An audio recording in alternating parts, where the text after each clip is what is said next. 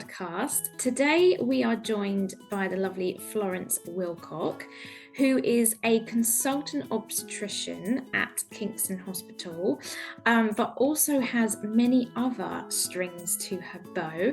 So welcome to this episode, Florence. Please introduce yourself to everybody and let us know exactly what you do from day to day, which I know you wear many hats. Thank you very much for inviting me. It's lovely to be here.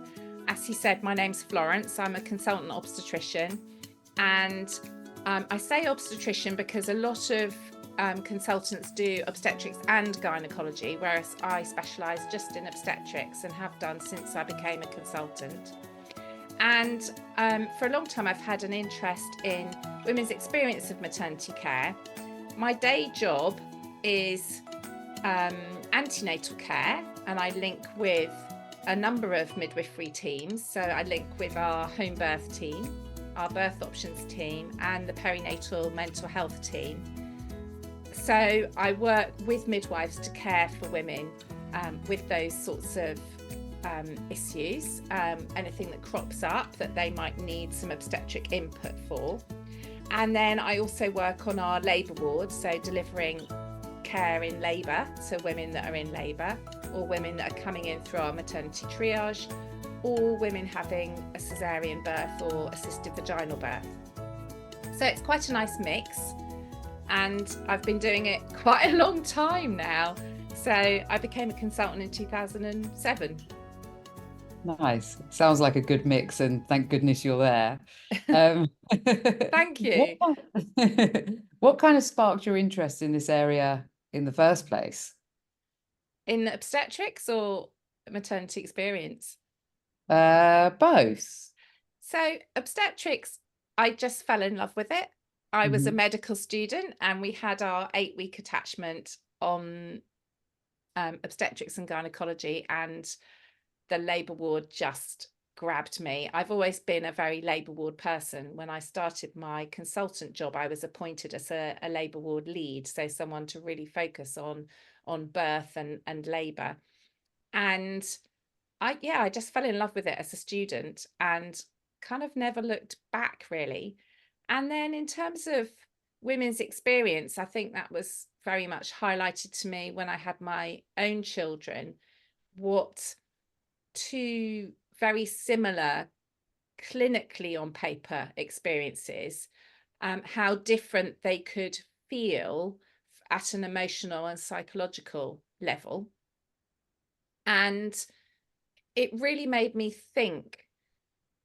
And at the time, lots of people were very, very focused on improving maternity safety. And what I felt was really missing was how the woman feels about something and how the woman's communicated with and the experience that she has. And that if we could get that right, then actually we'd be a lot safer. So is that how MatX started up and then snowballed? Because I follow the hashtag MatX all the time, and I'm really interested as to everything that's going on there. So how did that then become a thing? I was very lucky. I had an opportunity. So this was 10 years ago. I can't believe it's 10 years, actually. And we're kind of celebrating a bit the fact that it's 10 years. I was part of the London Maternity Clinical Network, and we were looking at different projects to improve maternity care across London. And you may or may not be aware that the CQC do a maternity survey. It used to be every 3 years, but now it's annually. And some of the worst performing hospitals for maternity experience were in London at that time. And I thought, we really need to do something about this. No one's really thinking about this. And at the time I was new to Twitter, and I saw Jill Phillips, who'd created a board game called Who Shoes, which is a very interactive board game using lived experience from all different perspectives. And she was using it in dementia care. And I thought, oh, I wonder if we could use that in maternity care. And I managed to persuade her to come on board and develop some maternity scenarios. So this is perspectives of staff, perspectives of families using services, perspectives of third sector parties like charities like yourselves, and those managing services and commissioning services, to all sit around a table and have a conversation together about how to improve things. And we did what I wrote down as a very small pilot in London 10 years ago. We did 5 workshops across 5 different hospitals, and it just blew up from there. Jill is a very good person on social media, and Twitter at that point was a great place to be. And we created the hashtag MatExp, and we got people joining in from all over the place, up and down the country, and from Australia and Ireland and all sorts of other places. Just generally having a conversation about improving maternity experience and taking action to improve maternity experience. And it just kind of took off from there. And we've done more projects, and lots of trusts, more than 80 trusts now have held workshops. But it's just having a conversation and keeping that conversation going. Women and families using the services, having conversations, women and families using services, having conversations and working together with staff to improve things together, co-production, which is obviously very much the ethos that has now fed into maternity and neonatal voice partnerships that we see now today. That's amazing. You must have thought, like, when you started, to suddenly see it kind of blow up and get all this engagement, not just like locally, but regionally, and then kind of globally. What are kind of, I guess, the key themes maybe that were coming up then and versus what's coming up now? I think it's quite difficult. Like I said, we're reflecting on the fact that there's 10 years of MatEx, and it would be lovely to think that everything we've achieved has made it redundant, but that isn't the case. We see a lot of reports, maternity scandals, and the recent birth trauma report still saying that women are not being listened to and not respected. One of the newer projects we've been doing is looking at ethnic inequality and disparity in outcomes and different cultural differences. So we've been doing some work on that recently in Southwest London. And if you look at reports like Invisible, the Muslim women's experience of maternity care, and the recent Black maternity experience survey, they really highlight how we're often failing women from different backgrounds. So that's our kind of most recent set of work. And I'd say that's come much more to the forefront in a good way, partly due to the fantastic efforts of people like 5 Times More. But also, I think a pandemic really highlighted things and that ethnic inequity. So yeah, that's where we're kind of focusing our work at the moment. We're also doing a lot of work as a charity on health inequalities, and we're looking at how we can provide extra information specifically for South Asian women and Black and brown skin parents. We've got information on the website about how to spot the signs of jaundice, for example, how, the importance of perineal massage, how to have an advocate ready for you. What sort of work are you doing? What work do you promote and think is important? And have you managed to get anything up and running in Kingston, for example?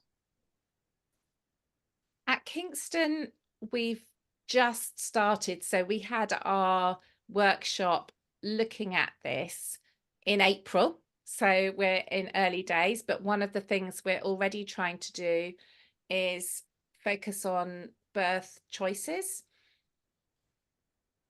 We have a fantastic consultant midwife, Frances Rivers, and she's been doing some work on women from different backgrounds, what they do in terms of choice about home birth or midwifery-led unit birth? And do they understand those choices are open to them? And we're doing quite a lot on social media, on Instagram, to try and show women, Black and brown women, giving birth in those places so that they understand that's a choice open to them, and they can see people looking like them using those services.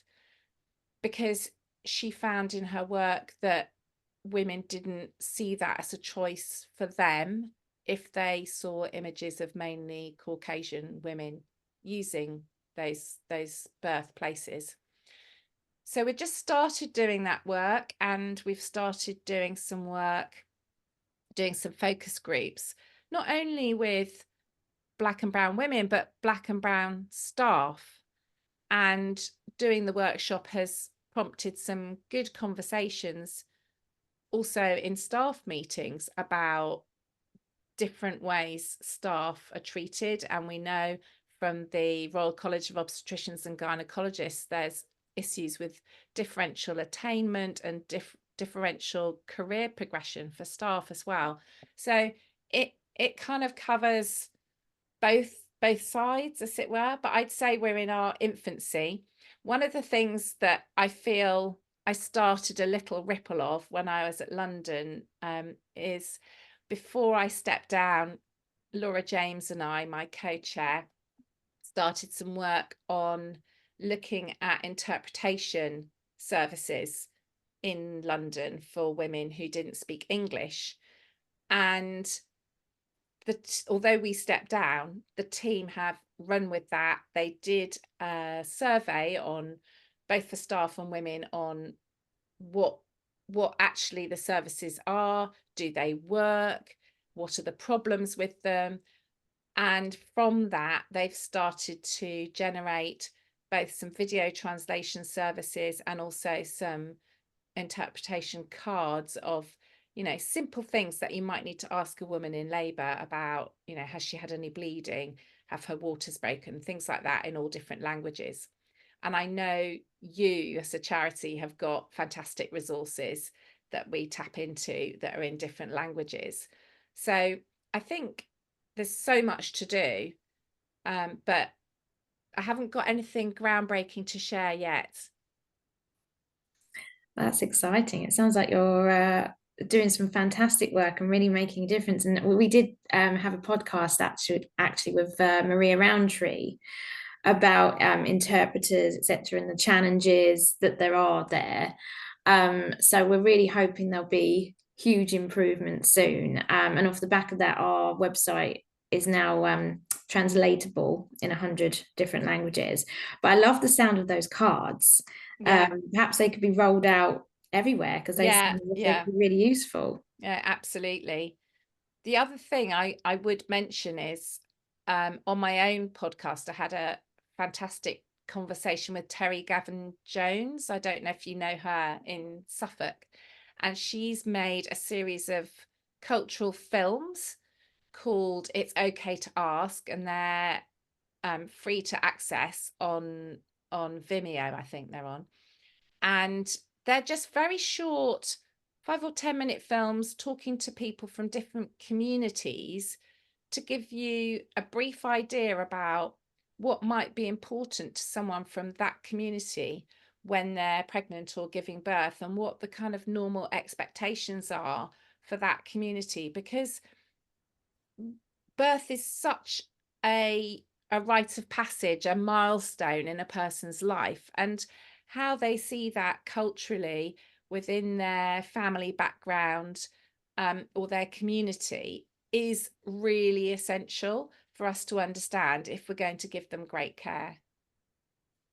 It's so important, isn't it? Like, it's so important just to listen, because we all come from different places, and cultures play a huge part in this. One thing that really struck me from the conversation that we had with Maria is we talked quite a lot around unconscious bias, and it being like a bit of an excuse. And she was like, I hate the term because I don't think anyone walks into work. Do you walk into work unconscious, or are you like making decisions consciously? And it, like, for me, that really like sat with me. And it's all of these initiatives that are coming together and making a big impact. So it might feel like one small thing each, but actually it's the collective moving together. And I think it's really powerful because there's a conversation and people are trying to make a difference.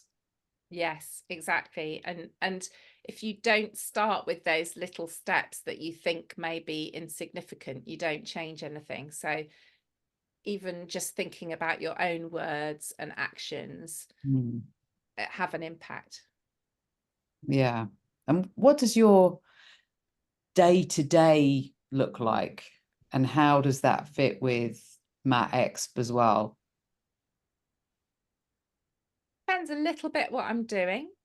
My antenatal clinic is very much a listening clinic.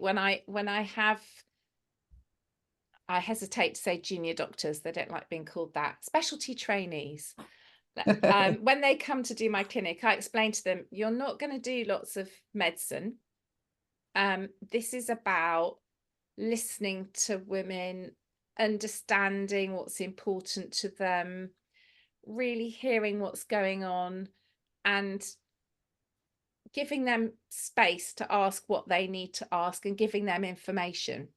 So I love it because I have really good conversations with people. And I think sometimes my colleagues who are a bit more focused on perhaps medically complex issues, I think they don't necessarily see it. And sometimes I say to the midwives I work with, I don't know if I see people with mental health problems, or whether everyone or whether everyone that comes to see me, I unearth a mental health problem, because you're asking the open questions about how you're feeling in yourself. And, when someone says fine, but they pull a face, you can say, oh, you didn't look very happy then, or tell me what you're really thinking, or how are you sleeping, or you're just trying to explore based on their body language as well as what they're actually saying. So that's my antenatal clinic, and it does run late, which isn't great, but I feel that the person knows when they're in front of me, they've got my full attention and I'm properly listening. There's some work about different levels of listening and whether you're actually taking in and really hearing what someone's saying, or whether it's just kind of going in one ear and out the other. So that's my clinic. It's sometimes as well on the listening thing, you start off kind of actively listening, and you said you run late quite often. Yeah. Sometimes it's so good that you don't do this, but sometimes then you watch the clock and it's like, okay, like active listening's kind of stopped. Yeah. No, I'm not great at that, which is, it's good in some ways because you've given that person your attention, but it's not great in other ways for the people waiting. So I find it a hard balance. And then on labour ward, I think it's about trying to keep in mind the person. So very simple things like going into a room when we're doing a ward round, say, checking that the woman knows we're coming in, that she knows how many people there are. Is she okay with that? Introducing myself, but also using her name. So we've established that connection, and it can be easier than you think in a busy environment. You hear people talking about, oh, the breach or room 26 or whatever, but to go in and identify and talk about this specific person and what is her name. And I use that a lot at handover as well. We use initials on the board, and people will start telling me this story about somebody, and I'll go, oh, is that, I don't know, Harriet or whatever? I know her really well from clinic, because I'm thinking, oh, that all sounds quite familiar, but you haven't given me the name, so I haven't got anything to latch it onto and know about her. So it's about doing the clinical work, but it's also about role modeling the language you're using, the way you approach people, the conversations you have, and the choices you give people to hopefully the more junior midwives and the specialty trainees, so that they hopefully follow suit.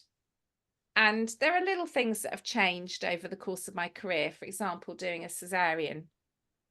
I have a habit which annoys the anaesthetists and annoys some of the midwives, of passing the baby over the drape directly to the mum as soon as the baby comes out, assuming the baby's well and the cord's long enough.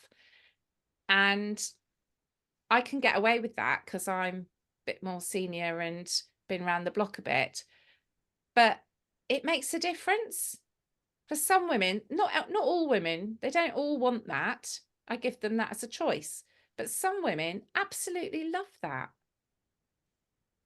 I would have loved that, that's for sure. Definitely, definitely. And the power of communication as well, like you say, when you're explaining everything, what's going to happen, it makes such a difference. And I expect in your antenatal clinics as well, the fact that I can imagine you'll explain everything, or this is why we need to take your urine sample, and this is why we need to check your blood pressure, and this is why, because if there's anything that, you know, might be slightly different or a little bit untoward, we can then do X, Y, and Z. So that's why it's important that you come to your appointments. That's why it's important that you monitor your baby's movements, etc. And until we fully grasp that and understand that, we're not going to be doing these little checks for ourselves. You mentioned choices as well, which I think is a huge thing about having informed choice. Is that a difficult thing to do, to try and explain a choice to a family? You know, giving them the pros and the cons and the factual evidence without any biases creeping in. How do you do that? Because obviously you want to make sure that they make a decision based on safety and they can assess the risk themselves. What tips would you have for other professionals in giving informed consent?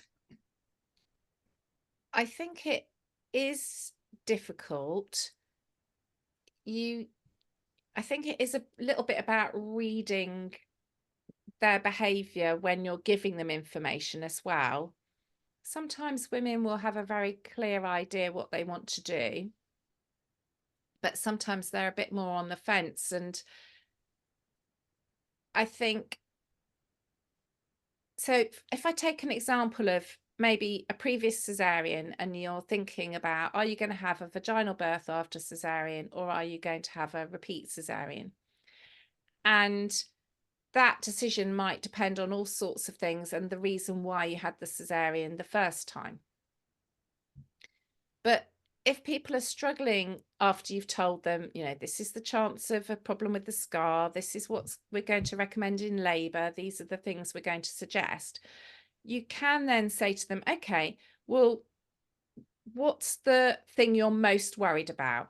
You know, if it's having an emergency or an unplanned cesarean, then it may be better for you to choose a planned cesarean, because that's the only way you can guarantee you're not going to have an unplanned cesarean. Whereas if you're going to always feel, well, what if I tried for vaginal birth? I want to have that chance, even if it doesn't work out. It's important to me to go into labour and see what that's like and experience that and give it that shot. Then it's more likely that you should think about having a VBAC. So I think trying to make information relatable to them, and sometimes I try out a decision. So again, with that VBAC versus repeat cesarean, I might say, okay, at the moment you think you might want to book a cesarean. Let's book a cesarean. Doesn't hold you to that. You can go home. You can see how that now feels. Do you feel relieved? You've made a decision. You're going to have a cesarean on this date, and that's how it's going to be. Or do you go home and you think, actually, no, that doesn't sit right with me. I need to think again. So also experimenting. I think we often make people make decisions or give them choices and then expect them to immediately give us the answer. And actually, we need to get much better at saying, okay, I've given you the information, go home, think about it, talk to your family and friends, give us a ring when you've decided what you would like to do, or come back if you want to have another conversation. I think we're too unpacking, this is the risk of this is the risk of that, these are the complications and problems. Now, what do you want to do? And they can't process and absorb what you've said. I think infographics are also unbelievably helpful. We've got a new thing at work, which is a electronic consent form for cesarean. And I love it because when you go, and we can email it to women to look at home ahead of time when they're making their decision. And before you sign it, you have to open all the little boxes which have those nice infographics of, you know, if this is 100 people marked out, these 2 ones that are coloured in, that's your chance of this happening. And I think those sorts of tools are really invaluable because everyone responds to information differently. I'm not a statistician. I don't like dealing with just a number. Having a visual aid is much easier. So also understanding what works for different people. I love I that. really, yeah, I was watching you smiling as well, Heidi. I was just Sorry, that was a thinking, bit rambly. no, it wasn't at all. It was really, really helpful because it was like, first of all, it's really patient-led, not patients. Patient's the right word, it's really mother-led. But also just the fact that it's like you're okay to say yes to something and that doesn't have to be the final decision. So just like sit with that and see how it feels, because I felt it was all like kind of these questions were really far in advance and kind of like who knows, you know, and it was kind of, I guess, doctor sort of saying, well, I recommend this, but the way you described it was there was no recommendation. It doesn't feel like there's any kind of bias in your own mind. It's just, here are the options and see how you feel if you progress slightly with one. I just really loved the way that came out and came across, and I'm just thinking of how I can use it in other ways for my life. Giving someone permission to change their mind, and it's not rushing them. Yeah. Giving them time to process, because like you say, there's so much information to take in at an appointment. And actually, if you feel there and then that you decided something, I can just, myself included, I would then a couple of days later be in a right panic, thinking, oh no, actually, I've changed my mind. But just giving someone the permission to be able to do that, I wouldn't then panic, because I think, oh, actually, yeah, that's okay. I can just tell them that actually I want to go down a different path, and you've got that permission. I think that's really lovely, really powerful.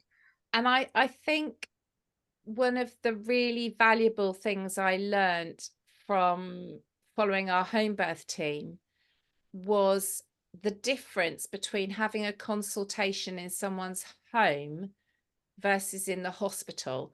And I think as health professionals, you know, I go to the hospital every day. It's not a scary place for me. It's my comfort zone. But before I've even opened my mouth, the woman in front of me has had to come to the hospital, deal with a journey, parking or transport or whatever, sit in a waiting room, be in an unfamiliar environment in which she might find quite intimidating or, you know, unpleasant, or may have difficult associations with from the past. And there's that power thing which we can forget about.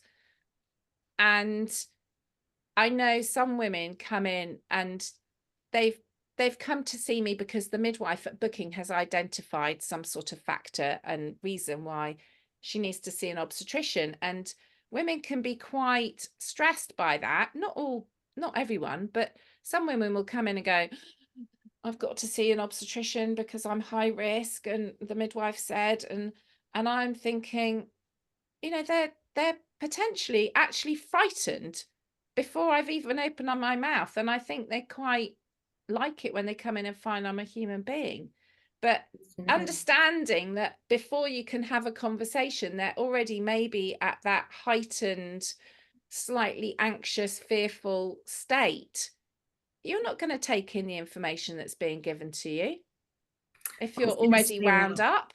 Yeah, I was going to say that I expect there is a high percentage of women that will be feeling anxious if it's their first pregnancy, especially because they don't really know what to expect, and they know they've got to take in a lot of information in front of them.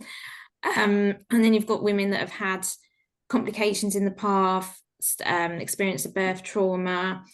For me, myself, I remember I had my rainbow baby, and I went to a different hospital because I, didn't want the associations with the other hospital. So I went to a different hospital, had a different consultant. She was lovely. But I just felt like I was preparing myself for battle before I went in, because I had all these questions and I wanted them all answered, and I didn't want to leave until they were all answered. And I remember the follow-up to when my son died. They said to me, oh, in another pregnancy, we would most likely induce you at 36 weeks. Of course, I had that in my head. I'd never ever forgot that. So when it came to the next pregnancy, I was at, I don't know, 20 something weeks or something, and I expected them to say yes, 36 weeks, yes, that's fine. No, they were saying, oh no, I think you need to go to at least 39. I was beside myself, absolutely beside myself. That was just, I just could not process that. And then in the end, they ended up giving me an elective cesarean at 36 plus 3 or something. Anyway, and then I think, oh my gosh, I went through all that for nothing in a way, because it should have just been well, let's wait and see, rather than an absolute no. Yes. I could have saved myself that whole trauma, I suppose.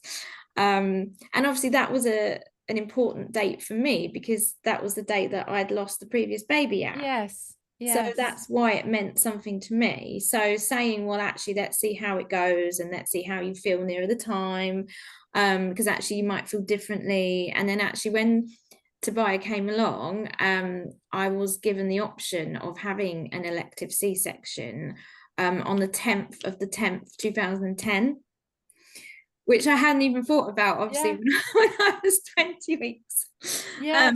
But when it got to that point, I couldn't wait that long. I couldn't. So he actually 01/10/10. That was kind of a compromise in my head, because I did think actually that would be a cool birthday, but I can't wait for 10 days.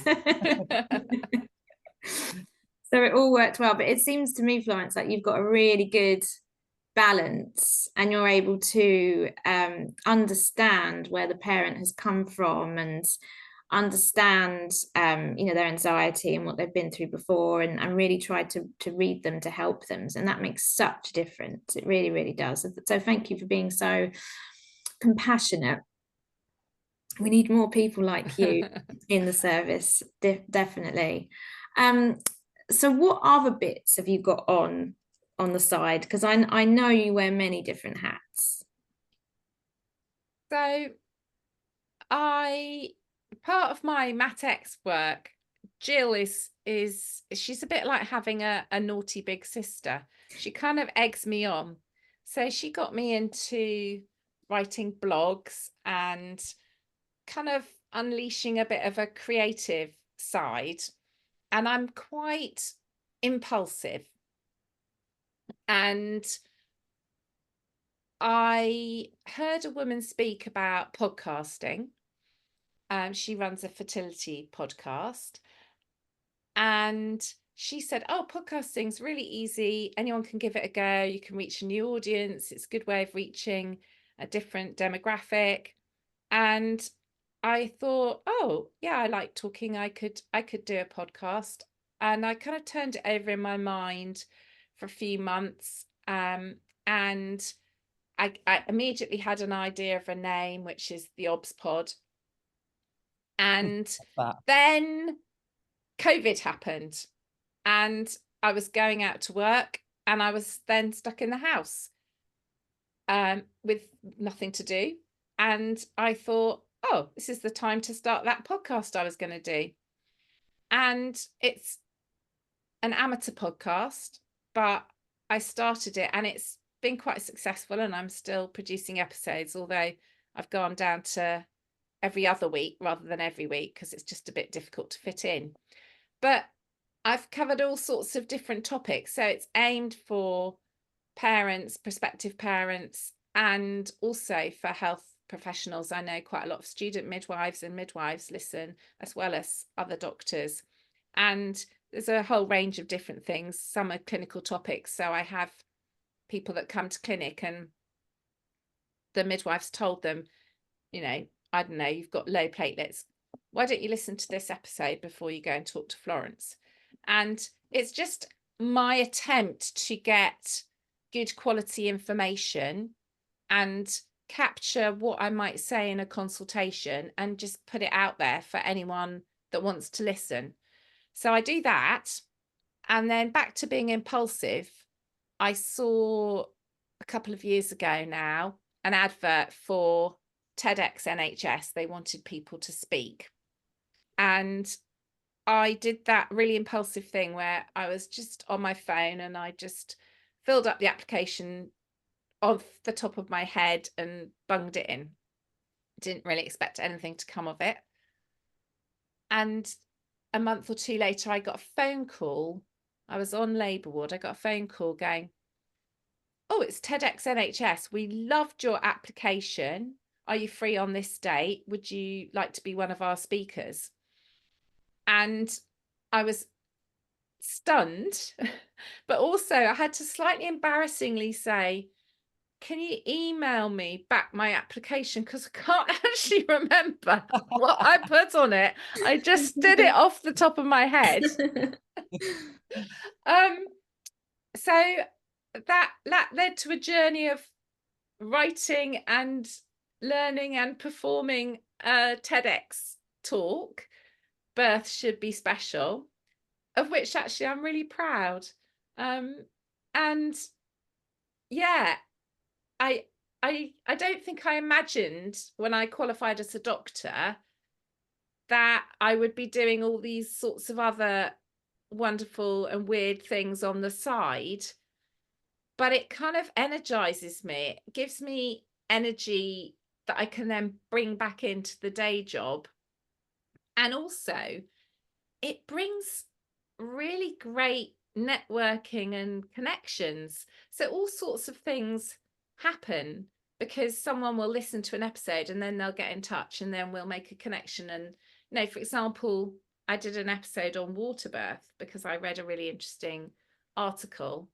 And I'm now connected with Professor Ethel Burns at Oxford Brookes and went to speak at a conference she was running, and we're doing some collaboration about research into water birth.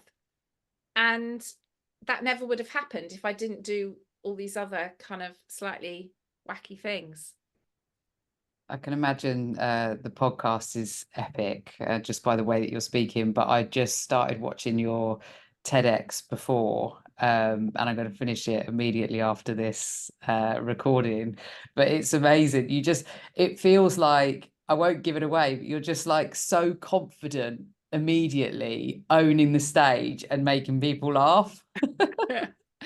It was, yeah, I don't want to give it away too, but it was interesting because part of the preparation we had a RADA session, so a drama session where the lady kind of told us a bit about how to go in and kind of draw your audience in. And I said to her, I've got some very specific help that I need in what I need to do, and doing it effectively and also reasonably elegantly. And yeah, she was very helpful. Yeah, you're amazing. Have you always been quite confident, or have you just grown this kind of persona that's able to like get up on stage? And Because I look at that and it just feels like unthinkable for most people, and you do it so well. Trust me, I was shaking. Also, you have to memorize your talk. So you spend a couple of months writing your talk with some coaches helping you, and you kind of unpack everything you want to say, and it's like this much, and then they go, oh, you've only got this amount of time, you've got to bring it back to that, and every word is thought about, and then they make you learn it, which luckily my younger daughter said, Mum, I've done speech and drama grade 8. I can tell you how to memorize it. And she drilled me. But so you're going on stage thinking, not only am I giving this really important talk, I've got to get it word for word or try to memorize it. Have I been confident? I think not at school. I wasn't confident at all at school. And then I slightly surprised both my school and my parents, and definitely myself, by getting into Oxford University. And I think that changed me. I think I suddenly realized, like, oh my God, actually I'm quite smart and I am quite good and I can do this. And so I think from university I've been much more confident. But there have definitely been periods in my career where I have not been confident. You know, everyone has successes and failures. In fact, I gave a talk recently to the London O&G specialty trainees about careers, and I started with a graph that said your career as expected. You know, you start at the bottom and you're going to gradually go up and up and up and up, and then career as actually happens, which is like that. So yeah, I think at the moment I'm in one of my confident phases. It's peaks and troughs, isn't it? But that's incredible. I wish I could memorize things like that. I rely on auto prompt all the time and loads of notes. I wouldn't be able to memorize something like that. So speaking of your career, what is the most important bit to you? I think I'm kind of I'm not at the end of my career, but I'm getting towards the end of my career. And I think feeling that I am inspiring change and leaving behind, hopefully, or growing that next generation of clinicians that are going to follow suit and feel experience is important. I do think in the last few years there has been a shift in terms of people understanding that people's experience of care, it's not just the healthy baby, healthy mother thing. It is how that woman feels and the psychological aspects and that transition to motherhood that is important. So I'm proud of having played some sort of part in that. And I think some of the work I did at the London Clinical Network with Laura James, who was my lay co-chair, we started a regional it was MVP then, Maternity Voice Partnership, now MNVP, Maternity Neonatal Voice Partnership Development Day. And I know other regions have followed suit. So I feel like being a little bit of a pioneer and other people copying is what I'm really proud of. But to be honest, it's also that making that difference to the individual families. I love the fact as a consultant you're so lucky because you see people through more than one pregnancy and people come back, and that's really lovely to be their sort of family obstetrician, and it's lovely to see them again. And when particularly if someone like yourself, Heidi, is having a rainbow baby and you've been through that whole journey with them, that loss, that sadness, that follow-up, and then the next pregnancy, it's such a privilege, but it's also so joyful to do the whole thing. And yeah, that's it's a very special job. I bet. And what would you like to see from the new government now that that's in place? That's a really tricky question, because there are so many things. I think fundamentally, I'd like maternity care to be prioritised. I feel it's very short-sighted that we don't put more effort into pregnancy and infancy, because if we did that, then we would be growing a much healthier population. So if we put in the effort now, in 20, 30, 40 years time, think of that impact. But that's such an enormous thing. And I think A&E and waiting times and social care, all these things get a lot of priority, and rightly so. But I think maternity can sometimes get a bit bottom of the list and a bit forgotten. So prioritising maternity care. And then within maternity, I think we've got to do something that makes it a better place to work, particularly for young midwives. We're seeing massive attrition of young midwives. I think there's some horrific statistic about only 1 out of every 25 midwives trained stays in the profession. And it's that they're keen, they're enthusiastic, they want to do the job and do it well. And we need to work out how to make it a better place for them to work, whether that's, my job is a mixture. I have some clinical, and then I have some time where I'm doing perhaps a risk review or education or other things. And clinical midwives don't have that. And if they had that as part of their job, then they wouldn't get burnt out and leave quite as quickly as they do, because they'd have some respite and they'd have a bit more variety, rather than just day in, day out working a solid 12-hour shift. You can't care for people unless you're being cared for. And I'm sure you know Kate Greenstock, and she's a wonderful midwife at Kingston. She's temporarily left us because she's abroad, but she wrote an amazing book, Flourish, combining kind of coaching with psychological caring for yourself as staff, and recognizing how difficult maternity is to work in. So having some kind of program that actually looked after staff and enabled them therefore to better look after the people we're caring for would be my top priority. That's great and makes a lot of sense. And I think you see that a lot more in the private space, because people kind of shop around. If the culture's not right in an organization, they'll leave and go somewhere else.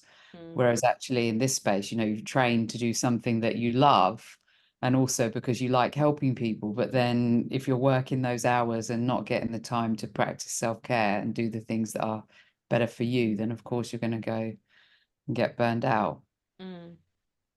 Thank you so much. This has been incredibly insightful. Can you just tell us where's the best space for people to find out a bit more about you if they want to, and also about MatExp? So I am on Twitter, X, I think it is now, isn't it?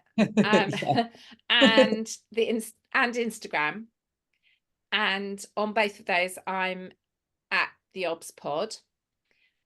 And recently, I also just uploaded all my stuff to YouTube. So I've also got a YouTube channel, which people can find.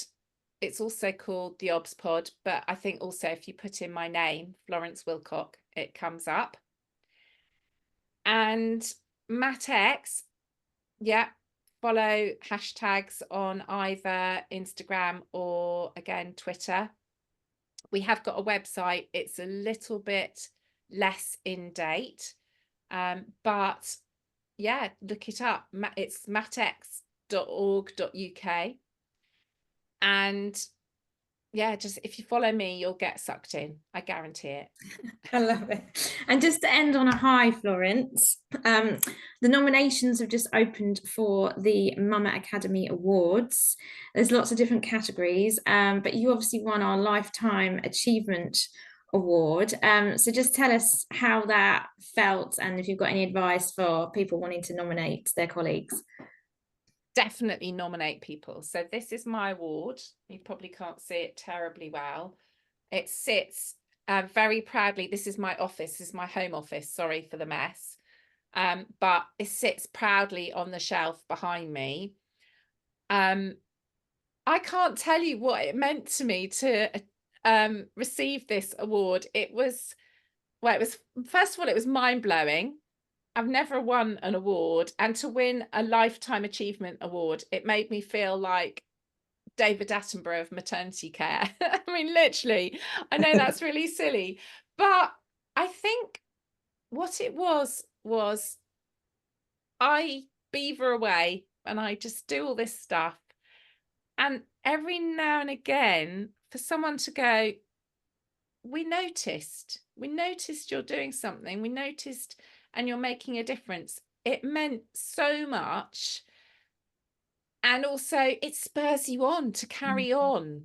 So if you've got a colleague or a midwife or someone who's been looking after you that fits one of the criteria for a nomination, just put it in. Be impulsive like me, bung in something, because you never know what effect that might have on that individual. Even a nomination, you know, just knowing I was nominated was, oh, that's really great. You know, it gives you that little buzz, it gives you that energy, it makes you feel appreciated, and therefore you can go the extra mile and you can do that little bit more because it's worth it, and someone else feels it's worth it. So yeah, definitely meant a lot to me. Well, you had some fabulous nominations and you had so many, so it's truly deserved, because so many people think you're very special, Florence, and you're doing a fantastic job. So keep going, and I can't wait to see what else you produce, and I'm definitely gonna follow the OBS pod. Maybe I can be a guest on there soon. Oh yes, definitely, I'd love that. Wonderful. Well, thank you so much for joining us, Florence. My absolute pleasure. Thank you for having me.